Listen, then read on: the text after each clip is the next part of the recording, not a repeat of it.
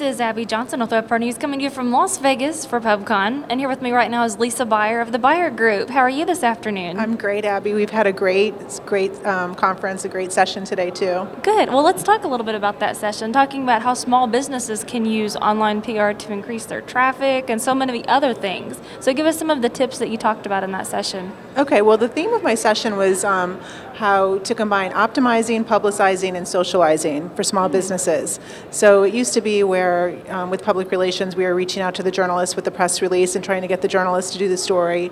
And now with the optimization and the online opportunities with press releases, we can actually reach our targets direct by optimizing our press releases and releasing them on the search engines, and then using social media to even get more exposure. And Twitter is obviously a huge tool for PR, so talk a little bit more about that. Right, okay, so we use Twitter as an example of how you can use Twitter as part of your PR program, as part of your news feed. So Twitter is like basically, we all know it's 140 characters, so it's like putting out little nuggets of news via Twitter. So if you take your press release and you can kind of chop it up into 4 or 5 different sound bites, and then put those out over a news feed, over the Twitter news feed each day. And of course, doing it in an engaging way with like a question or like a statistic, if I can spit it out, something like that to really grab people's attention. Yeah, statistics are great. Little factoids are also good. I mean, trying to stay away from kind of being so me, and trying to give the user or the end user what they're looking for. So it's those little soundbite nuggets of information to put out on Twitter that are coming from your press release, and even going back to old press releases. You can go in your newsroom and look back at old press releases and old statistics that are still relevant, and that helps drive traffic back to your website and back to these deeper pages in your website that maybe you haven't been to in a while. That's great. Well, now let's get into a little blurb that you wrote about the social network of the Facebook movie, of course.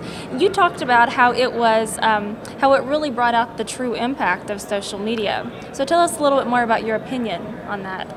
I thought the social network was fascinating. I mean, besides the fact that I'm in social media and I'm a little bit obsessive about it anyway, I just thought it really shows, the depths of the social, our communication fabric. It just takes us into such a deeper way of communication. I mean, with our friends, with our family, with our coworkers, with our target markets. I mean, I think it's changing history. It really is changing the way we communicate.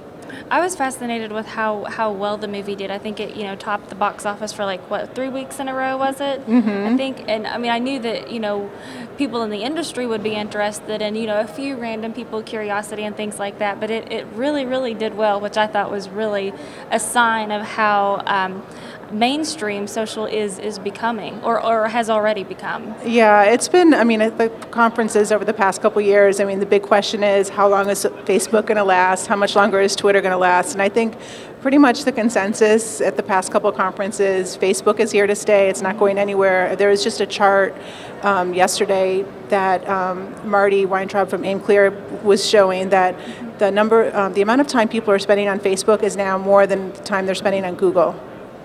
Oh, wow. Yeah, wow, so that's pretty interesting. And people are starting to use Facebook now as a search engine. Absolutely. So a lot to look forward to in that arena moving forward. Definitely.